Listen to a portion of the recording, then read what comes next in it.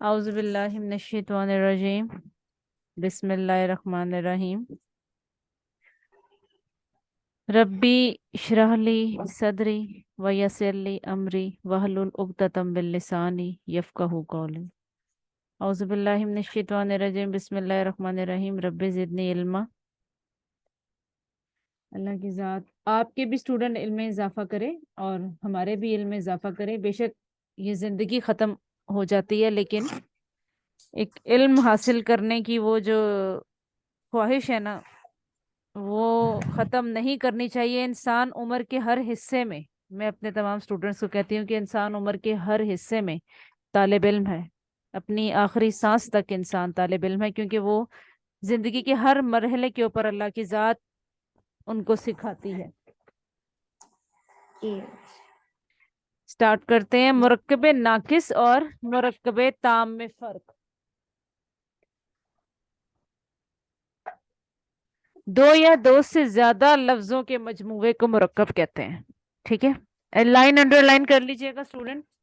दो या दो से ज्यादा लफ्जों के मजमूए को मुरक्कब कहते हैं। मुरक्कब की दो बड़ी किस्में हैं। नंबर वन मुरक्कबे नाकिस और दूसरा मुरक्कबे ताम।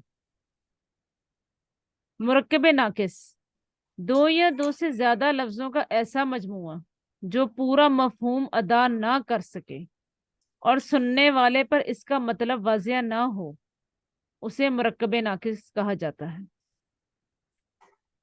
मिसालें देख लेते हैं जी। मेरा भाई कुर्सी पर।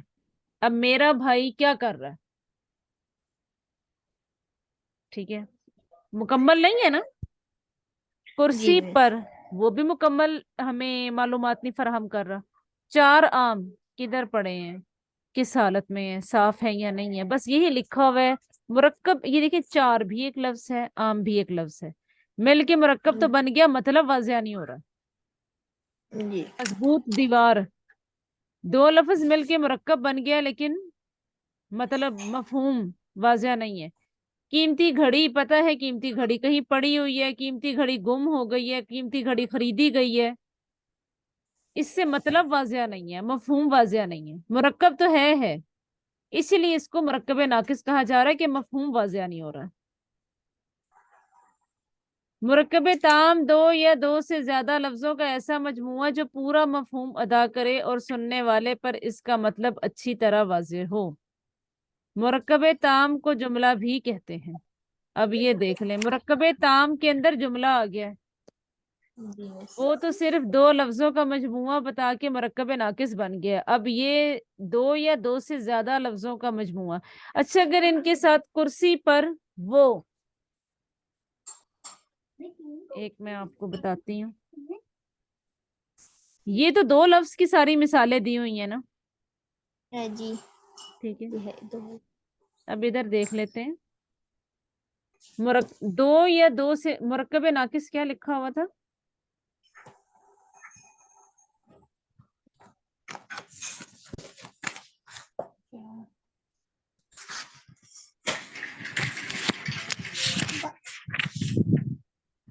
दो या दो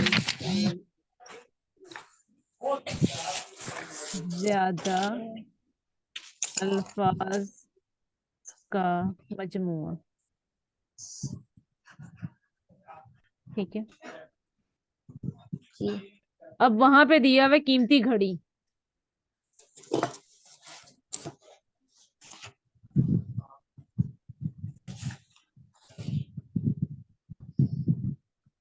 वो है, या अगर वो है से भी कुछ मतलब वाज़ेह होना शुरू हो जाता है, हम इनमें कोई और अल्फाज लगा देते हैं।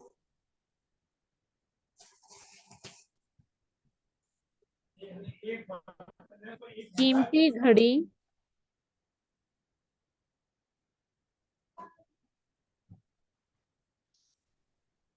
वहां खराब, ये भी दो से ज्यादा अल्फाज का मजमुआ बन गया है। बना मुरक्कबे नाकसी है, क्योंकि कीमती घड़ी जो है ना, वो अलग से मतलब एक लफ्ज बन रहा है, मतलब नहीं पता चल रहा। वहां खराब, मफहूम ऐसे चीज को, इस चीज को कहते हैं गैर वाज़े मफहूम। ठीक है। जी। अ,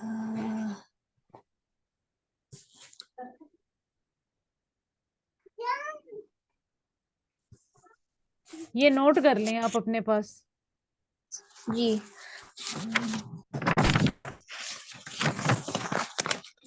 स्टूडेंट आप अपने पास रफ कॉपी और पेंसिल हमेशा रखा करें। मैं हमेशा अपने स्टूडेंट्स को ये बात बताती हूँ कि जैसे ही लेक्चर स्टार्ट होने लगे, मैं लिंक एकदम से इसीलिए सेंड नहीं करती, आप अपनी तैयारी स्टूडेंट्स रेडी करके रखा करें कि जैसे जैसे पॉइंट्स पता चलते जाएं आप अपने पास नोट्स बनाते जाएं। ठीक है। स्टूडेंट्स को बहुत है। क्रेज होता है नोट्स का।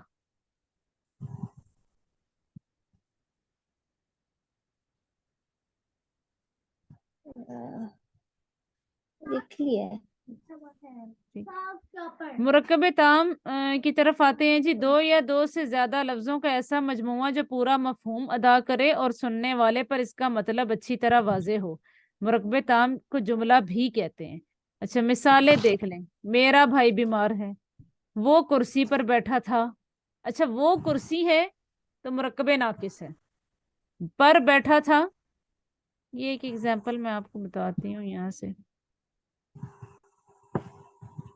हिंट ऊपर मैं दे रही हूँ। मुरक्कबे ताम जुमला भी कहलाता है।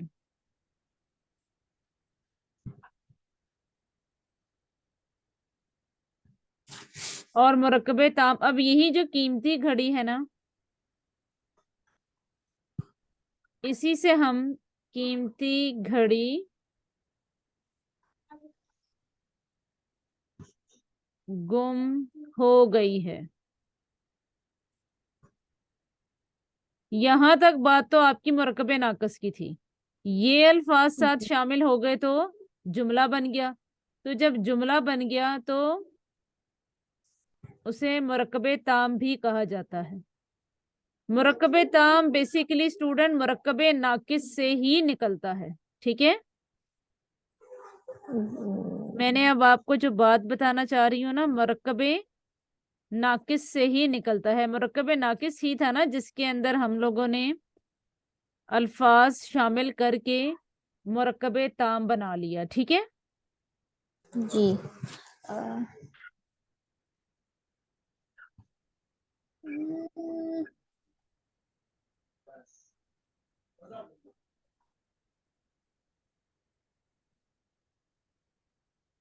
नोट कर लिया आपने?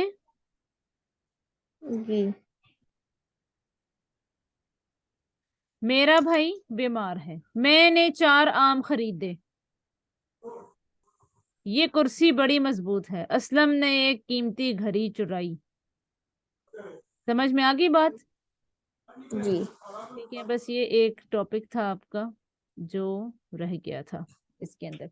बाकी आपकी सारी एक्सरसाइज डन है? जी डन। आपको कुछ नहीं, मतलब इसके अंदर ऐसा नहीं कुछ भी। अच्छा स्टूडेंट, आज थोड़ी सी जरा रीडिंग की तरफ भी आते हैं। बिस्मिल्लाहिर्रहमानिर्रहीम। कर्नल मोहम्मद खान 1910 से 1999। उर्दू के मुमताज मजानिगार कर्नल मोहम्मद खान चकवाल में पैदा हुए। इब्तदाई तालीम अपने ही गांव में हासिल की। मैट्रिक के बाद गवर्नमेंट कॉलेज लाहौर में दाखिला लिया। इस दौरान में जंग अजीम शुरू हो गई। चुनाचे 1940 में बतौर सेकंड लेफ्टिनेंट कमीशन हासिल किया। क़याम पाकिस्तान के बाद दफा पाकिस्तान में हिस्सा लिया। 1965 में रन कुछ के महाज पर नुमाया कारनामे अंजाम दिए। कर्नल के ओहदे पर पहुंचकर मुलाजमत से सगबदोश होकर मुस्तकिल तौर पर पिंडी में सकूनत अख्तियार कर ली। कर्नल मोहम्मद खान का तर्ज तहरीर सादा और दिलचस्प है। इनकी तहरीरों का असल हुस्न सादगी और सलूक है। वो बीते हुए वाकयात को इस अंदाज में बयान करते हैं कि उन में छुपी हुई ज़राफ़त दिल में घर कर जाती है। मजाक के साथ साथ वो इंसानी कमजोरियों, झूठ, तजना और बनावट के रवैयों पर तज करते भी नजर आते हैं। उन्होंने कई मौज़ूआत पर बड़े गरां कदर और अहमियत के हामिल मज़ाहिया मज़ामीन लिखे हैं। इनके यहाँ मज़ाह निगारी का एक सुलझा हुआ अंदाज नजर आता है। यही वजह है कि इनकी तहरीरों में फिकड़पन या सोकियानापन का गुमान नहीं होता। सादगी, मायनी आफरीनी, बावकार तंज़ो मज़ा इनकी तहरीरों की नुमायां खूबियां हैं। इनकी तसानीफ में बजंग आमद, बिस्सलामत रवि और बज़्म आरियां शामिल हैं। ठीक है। कर्नल मोहम्मद खान, कदर याज। अब इसके अंदर जरूर कोई आर्मी का टच होगा। ठीक है, जी रीडिंग करके देख लेते हैं। लेसन स्टूडेंट ये काफी लंबा है, ठीक है ना। इसके 2 पेजेस की आज मैं आपको रीडिंग करवाऊंगी।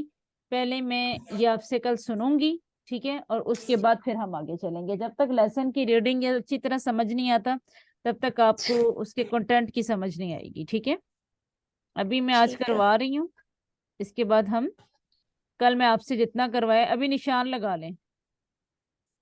जी बिस्मिल्लाहिर्रहमानिर्रहीम। करनैलों को रिहाइश के खासे उम्दा सी क्लास बंगले मिलते हैं। मुझे खुशकिस्मती से एक ऐसा बंगला मिल गया जो अपनी क्लास में भी इंतखाब था, यानी मुझे करनैलों में वो इम्तियाज हासिल न था जो मेरे बंगले को बंगलों में था।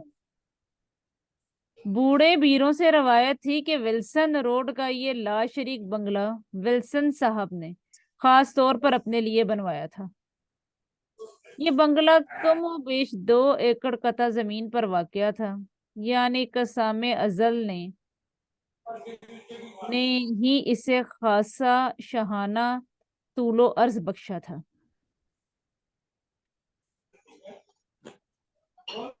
कसामे अजल मतलब शुरू से, अजल से कहते हैं ना, अजल से अबद तक, कि शुरू से ही उसकी बहुत एक शहाना ठाट बाट थे। अमारत के सामने वसी चमन था जिसके हाशिए पर मेहंदी की गहरी सब्ज बाड़ के सर पर नेजों ऊंचे सरू और सफेदे के पेड़ लहलहा रहे थे। कि मेहंदी की बाड़ भी थी, ठीक है, और सरू के दरख्त भी उगे हुए थे। चमन में मेरे को जा आपकी बजा। आवाज नहीं आ रही। जी, आवाज अब आ रही है? हेलो ठीक है। जी स्टूडेंट, आवाज आ रही है अब? जी यार। चमन में जा बजा सुर्खो सफेद गुलाब के पौधे थे। अलगर्ज हमारे बंगले का मिजाज हर जाविये से अमीराना था। मुकाबले में हमारे असासे के तेवर हर चंद के खाकसाराना न थे। ताहम अपने मकान की शान के पेश नजर हमने जूं तू करके हर कमरे के लिए एक कालीन या दरी पैदा कर ली। अब वो ये बता रहे हैं कि भाई हमने किसी ना किसी कर करा के ना, तो अपने कमरे, बाहर की शान शौकत तो बहुत ज्यादा थी, तो अंदर की शान शौकत बनाने के लिए हम लोगों ने एक एक कालीन या दरी का इंतजाम कर लिया। ठीक है, सजावट की यही चीजें होती हैं घर में। अगरचे इसका रखीर का बेशतर अजड़ मकामी कबाड़िए को मिला, अलावा जी मुनासिब फर्नीचर भी हासिल कर लिया। ठीक है, कि जो करीब वो कहते हैं ना नीलाम घर या कबाड़िए भी बोलते हैं उनको, कि भाई अब सेकंड हैंड चीजें जो खरीदनी होती हैं लोग इसी तरीके से खरीदते हैं। सही है। सलीम मियाँ जो अभी अभी मैट्रिक के इम्तिहान से फारिग हुए थे, दूसरे कर्नल जादों की तरह, यानी कि कर्नल के बच्चों की तरह इनके हमरा बेफिक्री से बैडमिंटन खेलते थे और सरे शाम ही दोस्तों के साथ टेलीविजन के सामने जम जाते। क्या मजाल जो कोई गैर इस मुशाहदे में मखल या शरीक हो, सिवाय इसके कि हमारा बूढ़ा मुलाजिम अली बख्श इनकी तवाज़े के लिए कमरे में खामोशी से दाखिल और खारिज होता था। कि वो सिर्फ अली बख्श आता जाता था। अली बख्श को यूं भी सलीम से उन्स था कि उनके हाथों में पला था। सही है कि अली बख्श जो था वो बचपन से ही उनके हाथों में था, तो वो उनसे प्यार करता था। एक दिन मैं अपने मुताले के कमरे में बैठा था कि अली बख्श खिलाफे मामूल रवानी सूरत बनाए दाखिल हुआ। वजह गरानी पूछी तो कहने लगा, सलीम मियाँ ने डांटा है। कहते हैं बदतमीज हो, गवार हो, देहाती हो। मैंने इन इरशादात की शान नजूल पूछी तो बोला, कल सलीम मियाँ की गैर हाजिरी में इनके एक दोस्त अमजद साहब आए थे और बाहर बरामदे में ही कुर्सी पर बैठ गए। मैंने इनके कहने पर इन्हें ठंडे पानी का गिलास पेश किया। काफी देर सलीम साहब का इंतजार करते रहे, लेकिन आखिरकार मायूस होकर चल दिए। बाद में सलीम साहब को बताया तो मुझ पर बरस पड़े। कहने लगे, तुम्हें गोल कमरे में सोफे पर क्यों ना बिठाया? किस बात पे डांट पड़ी है कि बाहर सहन में क्यों बिठाया? हालांकि ठंडा पानी का गिलास सब कुछ दिया, लेकिन उन्होंने बोला कि घर की सजावट क्यों नहीं दिखाई, रेफ्रिजरेटर से निकालकर कोका कोला क्यों नहीं पेश की। अब अमजद समझेगा कि इन लोगों को तो तवाज़िया का सलीका नहीं आता, देहाती हैं, जंगली हैं। और फिर जो मुंह में आया बोलकर कह दिया। अली बख्श की दास्ताने गम खत्म हुई तो सलीम मियां भी आ गए। अली बख्श के चेहरे पर शिकायत लिखी हुई थी। देखी तो अपने दिल पर लिखी हुई शिकायत बयान करने लगा। हमने सुकून से ये किस्सा सुना। तरफीन तरफीन वो लोग जो मुकदमे के अंदर आमने सामने होते हैं। तरफीन के बयानों से वाज़िया था कि तनाज़ा बहुत खफीफ है, और ये कि दो तरफा तूफान का हदूद अरबा एक चाय की प्याली में समा सकता है। सही है कि दोनों को एक दूसरे के पास बिठाएं और उन्हें एक चाय की प्याली दें, माहौल को ठंडा करें और गुफ्तगू को सेटल करें। अली बख्श इसलिए नाखुश था कि उसे देहाती कहा गया था, और सलीम मियाँ इस बात पर बरहम थे कि अली बख्श की गलती की वजह से अमजद अब उन्हें देहाती समझेगा। हमारे नज़दीक देहाती होना या समझा जाना ऐसी नाकाबिले बर्दाश्त कबाहत ना थी। चुनाचा हमने हंसी हंसी देहातीपन के फजाइल बयान करने शुरू कर दिए कि मेरे के उसके वालिद साहब के नज़दीक तो कोई देहाती होना इतना बड़ा जुर्म नहीं था। तो उन्होंने कहा कि क्यों मेरे बेटे ने इस तरह बचपन की खिदमत गुजार के बारे में ये अल्फाज इस्तेमाल किए हैं, तो मैं उसको भी समझाता हूँ और उनका भी गुस्सा ठंडा करता हूँ। और इस बलागत के साथ के सलीम और अली बख्श दोनों मुस्कुरा दिए और बहम राजी हो गए। ठीक है ना। बातों बातों में हम उन्हें एक देहाती का किस्सा सुनाने लगे। तब एक देहाती का किस्सा सुनाने लगे, सही है, दोस्ती करवाने के बाद। एक था लड़का जो अपने गांव से प्राइमरी पास करने के बाद शहर के हाई स्कूल में जा दाखिल हुआ। अपने गांव में तो वो छोटा मोटा चौधरी या चौधरी का बेटा था, लेकिन था ठेठ देहाती। पहले दिन क्लास में गया तो नंगे सर पर साफा बांध कर रखा था, बदन पर कुर्ता और तहमद और पाँव में पोटोहारी जूता। मास्टर जी ने शलवार पहनने को कहा तो धीमी आवाज में बोले, ओ खुदा सुथन ते कुड़ियां पौंदियां ने। सलीम मियाँ ये सुनकर खिलखिला उठे और बोले, सचमुच पक्का पेंडू था, मगर अब्बा जान वो पतलून क्यों नहीं पहनता था? मैंने कहा, बेटा ये आज से 40 बरस पहले की बात है। इन दिनों अगर मास्टर जी खुद पतलून पहन लेते तो शहर के कुत्ते उन्हें वलायत पहुंचाते। इस जुमले का क्या मतलब आपको समझ में आता है? क्या बात? मतलब कि बेटा लोग मजाक करते हैं उस दौर के अंदर, 40 साल पहले का वाकया है, तो उस दौर के अंदर तो आपको पता है मुसलमानों के वो पजामा, तहमद, ये इसी तरह का उनका हाँ, लिबास था। सही है। तो ये पतलून वगैरह तो आपको पता है इंग्लिश जो लोग हैं, जो ब्रिटिशर्स हैं, ये उनका है। तो आज से 40 साल पहले अगर कोई, क्योंकि हम उनकी गुलामी में थे, तो अगर उनके लिबास पहनना शुरू कर देते तो फिर लोगों ने मारना पीटना ही था। क्यों? प्लीज। बेटा उस गुलामी के दौर के अंदर जब अंग्रेजों का इतना जुल्म सहा जा रहा था, तो मुसलमान उनके लिबास को कभी इम्पोर्टेंस क्यों देते? अच्छा। ठीक है ना। वो एक हमने तो देखा कायदे आजम है, और वो तो मतलब एक पॉलिटिशियन थे। उनको तो स्टैंडर्ड के ऊपर आना था। जो हमारी नीचे मिडिल क्लास और लोअर क्लास हमारी अवाम गुलामी में फंसी हुई थी, वो तो काफिरों की किसी चीज को पसंद नहीं करती थी। जी। ठीक है ना। इन्हीं तफरकात को आगे जाहिर करके तो हमने इन लोगों से आजादी ली है। लेकिन जब आजादी मिली तो हम बदकिस्मती से फिर इनके पीछे लग गए, और अब हमारा मुल्क जी। देखें डूब गया। सलीम मेरी बात पूरी तरह समझे बगैर हंस दिया। बूढ़ा अली बख्श पूरी तरह समझकर मुस्कुराया। हमने कहानी जारी रखी। इन दोनों पतलून पोश खाल खाल ही नजर आते थे कि इन दिनों बहुत कम लोग अंग्रेजों के लिबास पहनते थे। मसलन हमारे स्कूल में एक सेकंड मास्टर साहब थे जो सूट पहनते थे। ठीक है ना। लड़का उन्हें जेंटलमैन कहा करते थे। लाहौर में तालीम पाई थी, वहीं के रहने वाले थे। हर फिक्रे में दो तीन लफ्ज अंग्रेजी के बोलते थे और लड़के रश के मारने मरने लगते थे। आदमी खुश मिजाज थे। उस दौर में तालीम ही नहीं हासिल करने देते थे अंग्रेज मुसलमानों को। तो कोई उनकी जबान के अंदर एक दो इंग्लिश के वर्ड बोल ले तो जाहिर बात है लोग तो कहेंगे कि भाई ये तो तरक्की याफ्ता इंसान है।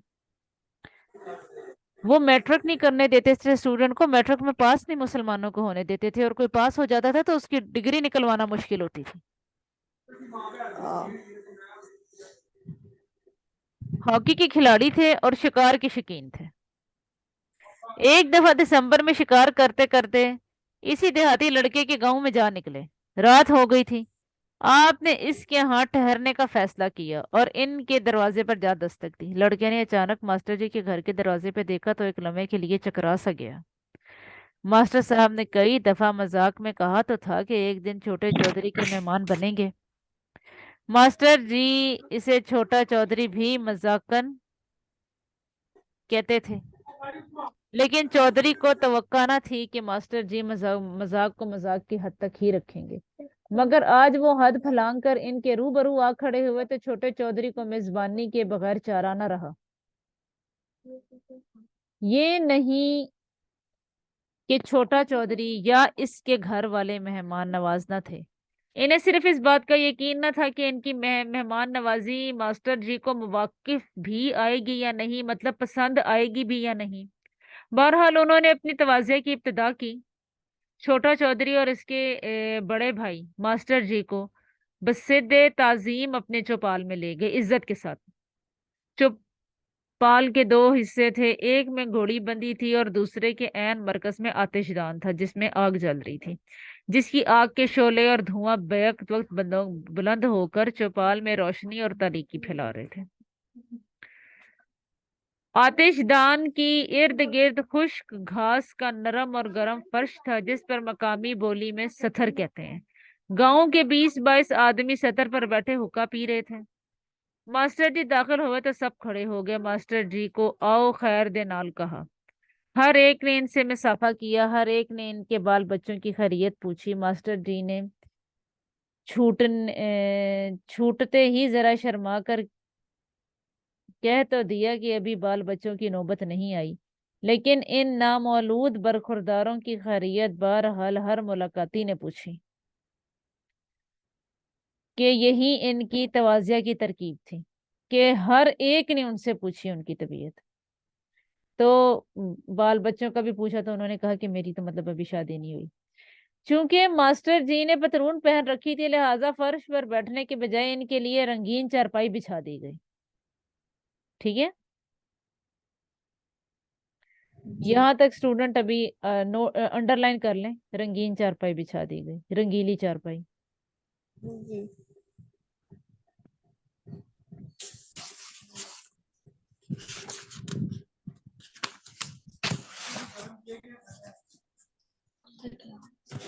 बाकी रीडिंग स्टूडेंट हम